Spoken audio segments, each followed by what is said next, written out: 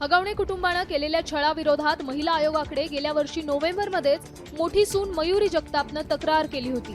मात्र आयोगानं वेळीच दखल न घेतल्यामुळे वैष्णवीचा जीव गेल्याचा आरोप होतोय। त्यामुळे महिला आयोगाच्या अध्यक्ष रुपाली चाकणकर यांना छावा संघटनेच्या महिला कार्यकर्त्यांनी घेराव घातला आणि महिला आयोगानं आधीच दिवे लावले असते तर वैष्णवीची हत्या झालीच नसती अशा कडक शब्दात जाब विचारलाय।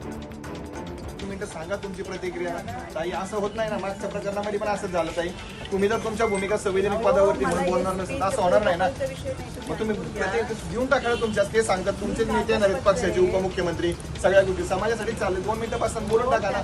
या आमच्या भगिनी तुम्हाला इथे जाब विचारणार होत्या, मयुरी प्रकरणामध्ये असू दे इतर प्रकरणांमध्ये आम्ही बोलत नाही। समाज तुम्ही काय केलं, तुम्ही जर जीवे लावले असते तर आज ही वेळ आली नसती, हत्या झाली नसती। यावेळी महिला आयोग वादात सापडला असून आयोगाविरोधात संताप व्यक्त केला जातोय।